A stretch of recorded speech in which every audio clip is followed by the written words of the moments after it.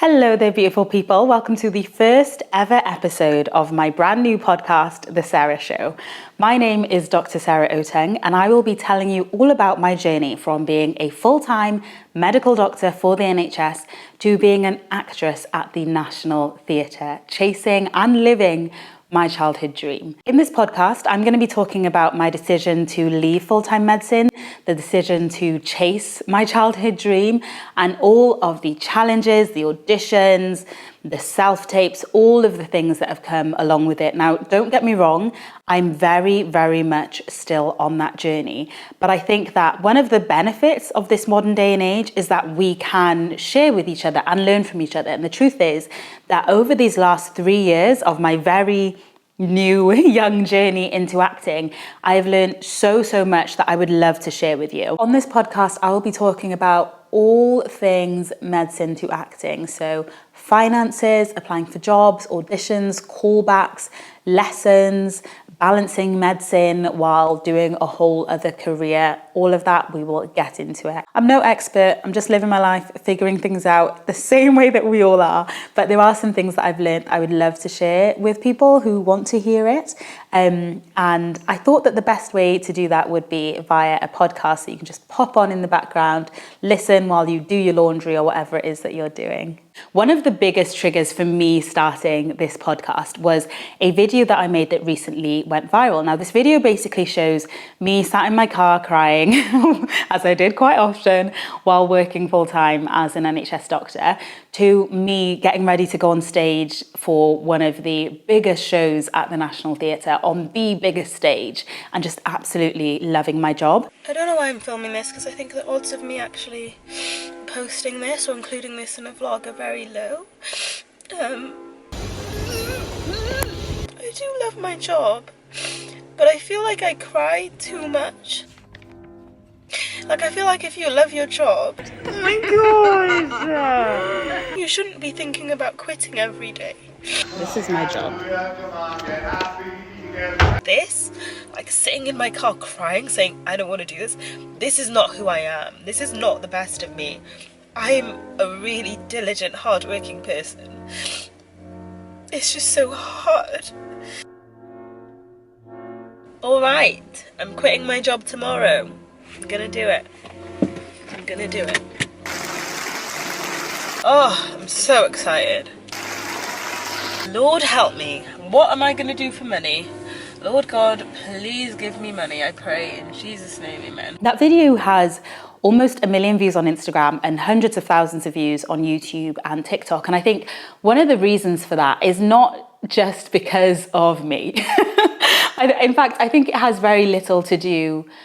Let me not diminish myself. I guess it is me and my story, but I think it's because it is so many other people's story as well. I think that there are so many people out there, potentially yourself included, who are currently working a job where you feel a bit lost. You feel like this is not what you signed up for, or maybe it is what you signed up for, but you don't know if you can stick it out until retirement, and you just don't see a way out.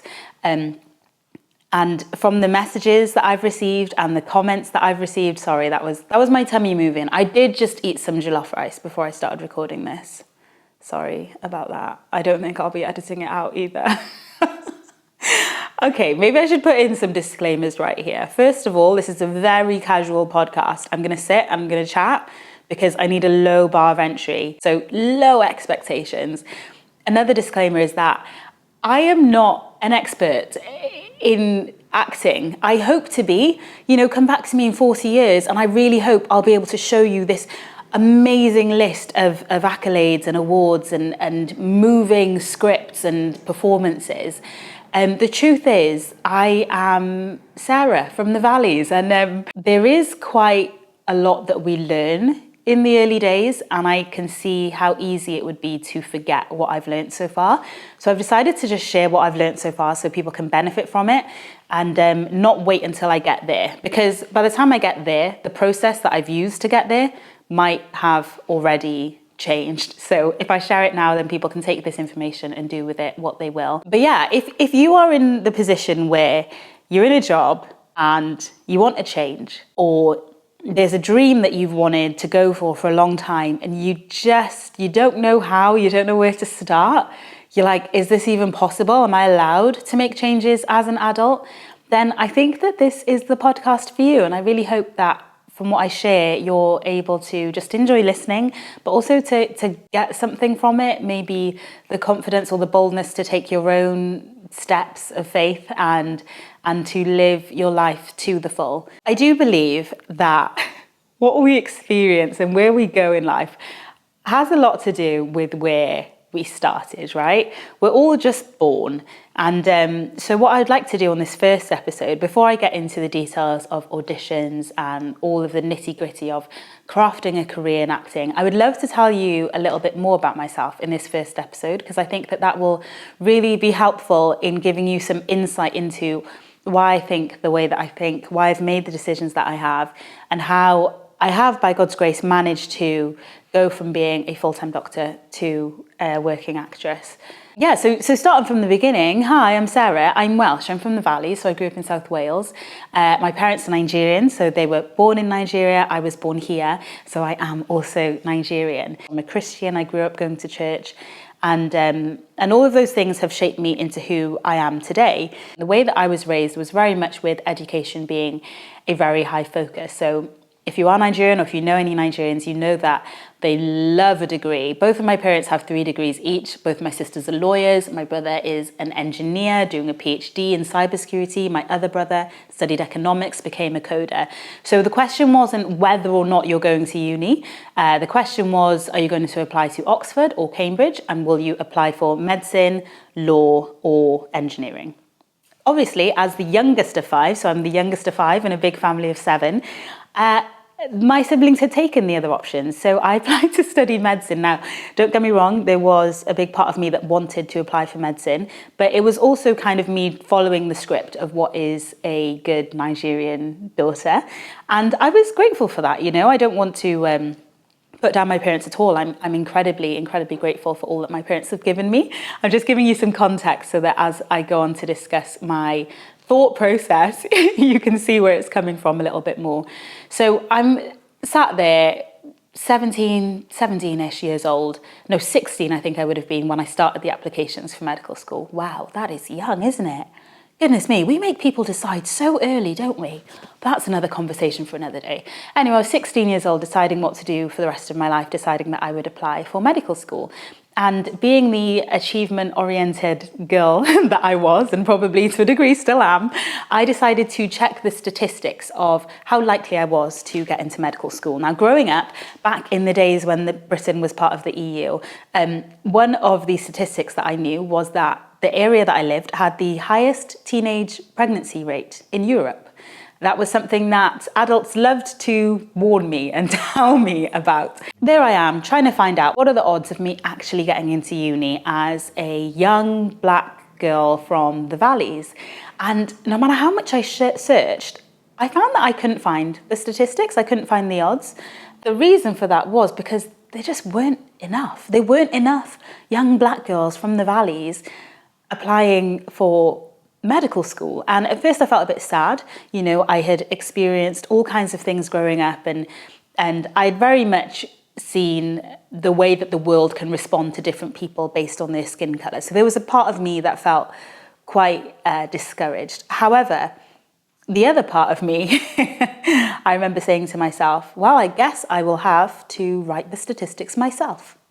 I said, I guess if I'm going to be one of very few, I will write the odds myself. And so I applied, and by God's grace, with a lot of work and a lot of help from my parents, my teachers, my siblings, I got into medical school, and I was really excited, really proud of that. It's still something to this day that I'm really proud of myself for. I'd say that story to say, I've carried that belief with me my whole life, that the statistics don't apply to me. I believe that I was right, that there weren't any statistics for me. And the reason for that is because there's never been another me. And the truth is, there's also never been another you. So a lot of people have messaged me saying that they really want to go for something, or they want to do this, but they don't know if it'll work. They're unsure how to make it work. And I can definitely relate to that feeling where you're like, oh my goodness, I don't know if this will work, and you just want someone to tell you whether or not you should take the leap, right? What are the odds of you actually getting an acting job if you take the leap? What are the odds of you being able to provide for your family if you leave your job to start your business? Like, how are you going to make this work? And I just want to share my belief that the statistics don't apply to you. So you really have to write your own. Now, you might be listening to this thinking, Sarah, but I'm not a rare statistic. There are a million brown-haired girls in the UK my age with my qualifications.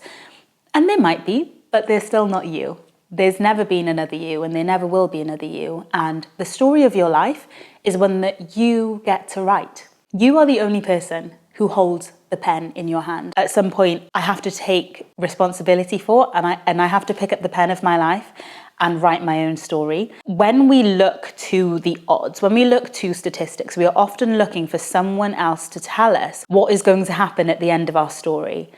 And the truth is, no one else can tell you that. No one can tell you whether you will succeed in leaving your job, or whether you will book an acting job, or any of that. They can tell you their experience, like I can tell you my experience, and I can share with you the things that I've learned and encourage you and support you. But you hold the pen to your life. The reason why I want to share that belief is because I think it's so foundational in my life. You know, people will say, oh, like, how do you find the motivation? How do you make sure that you succeed? The truth is, what I'm really trying to do, and as I said, I'm just starting, guys. Like, I'm only 31. Some of you might be listening to that thinking, that's not only, but to me, that's only. Like, I've been a proper adult for like 5 years, guys. That is not very long. So I say this very much still on the journey, very much still learning. By God's grace, God has given me the pen, and I have to write my story. What we often do is we will look at someone else's story, and I would do this. I would look at like my other friends in medical school who were like, oh, it's fine, you know, once you're a consultant, this will happen. And they were content with that. And I knew deep down that I wasn't. And that can feel incredibly lonely, right? Where everyone else seems happy with the path that they're on, but you're just like, oh my gosh, I can't do this. I actually can't do this. There comes a point where the reality of it is you're copying someone else's story. You know, the title of your life is you. But instead of writing your own story, you're copying your best friend from middle school story because she seems smart and that's what people say you should do, or you're copying what the government says you should do, or what your parents or your aunt or your teacher in middle school said you should do. But the truth is, yes, we can take advice, but everyone is doing life for the first time. So I just want to encourage you that if you're watching this and you're one of the people who's messaged me saying, how do I know that I'll make it? How do I go for it? The truth is that you have to just take the steering wheel for your own life and decide what you are going to try. That is something that I did, by God's grace, 3 years ago. It is something that I'm still doing. Even with this podcast, you might be listening to it thinking, oh, this isn't the best quality. Guys, I'm literally sat here with a camera and a microphone and a dream. But the truth is, we don't know unless we try. Like, I have no idea whether this podcast will help someone, whether it will help me, whether it will get any listens or views. But what I do know is that when there is something that I really believe in, when there is something that is on my heart, I'm going to try. The truth is, there have been so many other little failures along the way. I don't see them as failures. I see them as life. And I really believe that we need to just live as authentically to who we are as we can. So there are some people who absolutely thrive doing full-time medicine for the NHS. That is their bread and butter. And it was really scary. It was so scary for me to be like, this is not for me at the time. Whereas now, when I look back on making that decision, it makes perfect sense. If you've, or anyone you know, has ever worked full-time in the NHS, you will know that there can be a lot of difficulties working in a healthcare setting. So being a doctor is truly one of the biggest honours of my life. I'm still a medical doctor. I work between my acting jobs, and it is absolutely amazing, but it is also incredibly challenging. It's not something that you can do while you're broken, because it can break you. So for me to get to the point where I've worked so hard for something and I decide that I'm actually going to step away for a moment. That took a lot. Whereas now when I'm looking back, I can see that we have certain structures in our society, in the way that we live, in terms of, the 9 to 5 job or the way the rota is set up. And these structures were not necessarily made with me in mind. They weren't necessarily made with you in mind. And so we shouldn't be so surprised if it doesn't fit. So an analogy that I like to use about feeling stuck in a job or feeling stuck where you are in a certain life, what I like to use about medicine, it felt like I was trying to force myself to fit into a steel mold. Imagine a stone cold steel mold, like it's something that shapes you. Trying to fit myself into this mold. But the mold had been designed for and shaped to a Caucasian 45-year-old man in the 1950s with a wife at home doing his laundry and making his dinner. Now, as a young black woman in 2021, when I made the decision to leave full-time medicine, that mold was starting to cut a bit at my hips, It wasn't comfortable. And I think that's what a lot of us do. We take someone else's design, and it's not a bad design. For someone, that might be the perfect fit. There might be someone who walks into that mold and says, "Oh, perfect. I love this. This is exactly what I want to be, what I want to grow into." Amazing. But for most of us, we need to tailor that mold. Sometimes we need to throw out the mold entirely and make our own. And so if you're finding right now that you're in a place in life where something doesn't quite fit, then number one, no, you're not alone. One thing that I've loved from this video going viral is, I don't want to say I've loved it, because obviously it means that people are going through difficulties, and I don't love that. I don't want people to go through difficulties. But to see that I'm not alone is amazing, because we all get this, right? We get this spotlight effect where it's like, oh, my life is all about me and I'm the only medic who wants to be an actress. Well, as soon as I became an actor, I realized that is absolutely not true. I mean, I don't think I ever really believed I was the only one, but you can sometimes feel that, right? Like, oh, I feel so alone. But the truth is there are loads of medics who have gone from medicine to acting and have made a wonderful career for themselves and live a truly happy life. There are people who have done the opposite and gone from acting to medicine. So seeing the messages that I've got from that viral video and people telling me, hey, this is something that I want to do, how did you go about it? Just know that you're not alone. Whatever it is that you feel like you want to change in your life, whether it is career, relationships, finances, whether it's chasing a childhood dream that you've always had, you're not the only one. It is so common to chase a goal, get it, and realize, oh, that's not what I wanted. And it doesn't make you a bad person. It doesn't make you stupid. All the years I spent training to be a doctor have not been wasted. They're still with me. Like, I think I even introduced myself at the start of this podcast as Dr. Sara Otung. Like, that is something I'm so proud of and I'm so grateful for, and I will really carry with me. One thing I really tried to do for myself is to give myself grace to make a change, give myself grace to be wrong, trust myself and trust God that actually if I do make a mistake, we can figure it out. Like, we can figure it out, we can keep going, we can keep trying. And I want to encourage you as we get into this podcast and I talk about my own experiences and I share how I've gone from medicine to acting. Some of the decisions to you might sound a bit crazy, but I just want to encourage you to give yourself grace. If that is something that you're currently going through, where you feel stuck, or you feel like you're in the wrong job, or you feel like you've made no leeway in your career, and you just don't know what to do next, I want you to give yourself grace and so much love. And also, I hope that through this podcast and through these podcasts, I can encourage you to trust yourself a bit more. I think a lot of the time we actually know exactly what we need to do. We're just a bit scared. So hopefully with these chats, I can just encourage you to take the steps that you need to take, that you already know that you need to take, and build a life that you are super proud of and that you love for yourself. This is why I'm starting the podcast, The Sara Show. I'm starting it because I believe that 3 years ago me, so Sara in 2021, would have really benefited from being able to hear my experiences and my thoughts about changing careers. And I know that there are people who are, while living different stories, have similar situations. And so I want to share the things that I've learned. I want to share new things as I learn them. As I said, I'm very much still learning and joining this incredible world of acting. It is so exciting and so much fun. My absolute dream of a job. And It's been great and I don't regret it. It has been absolutely amazing and I'm so grateful for all the opportunities, and I'm really excited to share with you on this podcast the steps that I've taken, because I think one thing that I was really just confused about going into acting, I was like, what do I do? How does this work? Like how does this work? I did not understand it at all. And it's only been through learning from acting teachers and colleagues and just the amazing people I've been blessed to encounter that I've been able to get to where I am, and that I will hopefully continue moving through this space. Make sure to follow the podcast wherever you are listening or watching. If you're watching on YouTube, join me on my social media at Dr. Sara Otung on TikTok and Instagram for more.